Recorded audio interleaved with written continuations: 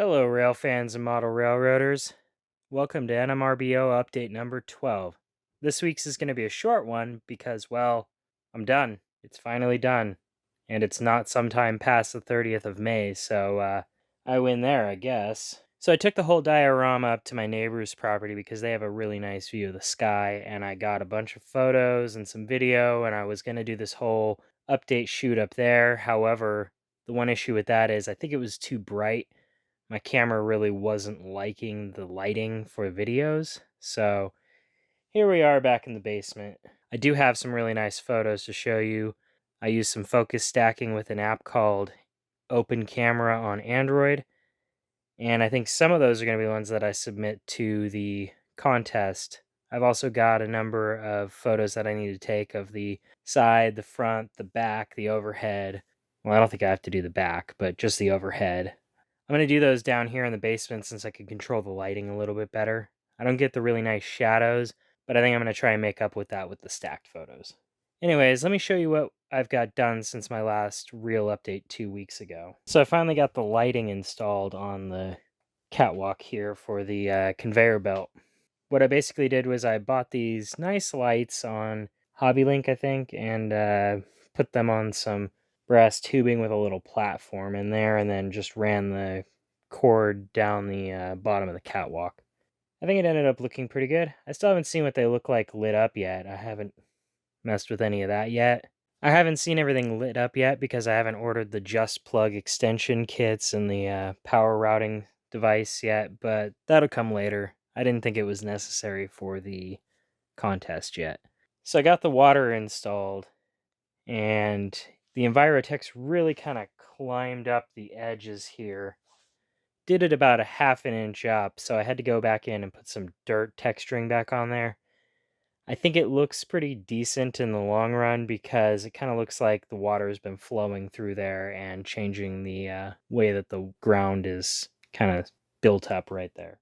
You might be able to see some of the texturing on there, but I took Mod Podge gloss and just put it on there and hit with the airbrush real quick to give it a bit of texture like it's kind of flowing. It looked alright when it was perfectly still, but I think with the texturing it just looks that much better. I also got the culvert finished. Basically what I did was take more of that Mod Podge gloss and made the water effects right there, and then I took a little bit of it and put it on a flat piece of plastic, waited for it to dry, and then I peeled it off and glued it into place right there.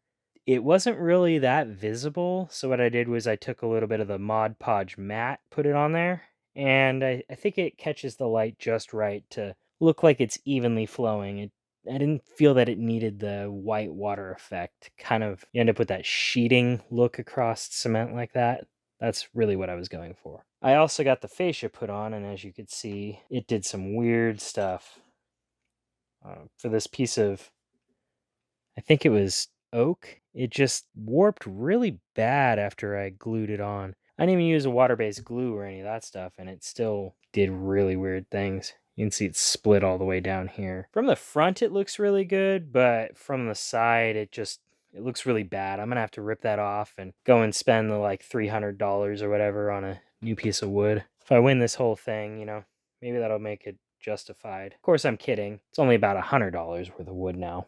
To me, it doesn't look like I got a lot done in the last 2 weeks, but it was just those finishing touches that I was really kind of worried about because I had never done anything like this before. And I wanted to really just take my time, not rush it, let everything have the proper amount of dry time. And I also wanted to take some breaks in between to just relax. I think in the end, it paid off. So I'm going to leave you with some photos and some outdoor video, some of the stuff that I'm going to be submitting to the Walthers contest page. You'll get to see it before they do. And I hope that it comes out pretty well. If I don't win, whatever. I'm really hoping that I win, but if I don't, it's not the end of the world. I joined this to win, but I also understand that there's a decent amount of really good modelers out there, so I won't be heartbroken. I will say, though, that $1,500 winnings, that would be really nice. That would pay me back for a decent amount of this. Actually, who am I kidding? It would pay me back for all of it, plus a lot more, if you don't include my time.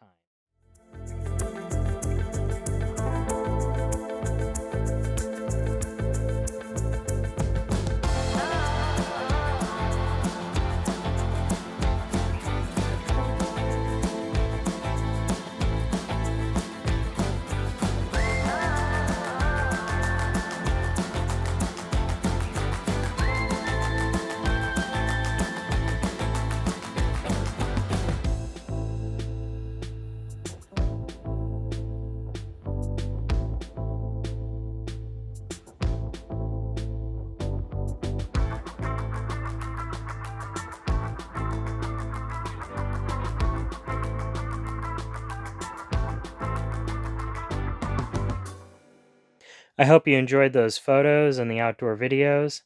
I want to thank you all for sticking with me through this. Got a lot of subscribers and a lot of support and a lot of great ideas from everybody, and I really want to just thank you for all of that. It's probably going to be a couple weeks until I do another longer video. I'm going to take a little bit of time off from this.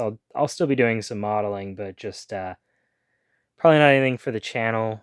I maybe have another short video here or there of, whatever I'm working on my own time, but it's not going to be anything of this caliber for probably a couple weeks. Well, rail fans and model railroaders, I will talk to you later. Boulder Creek Yard out.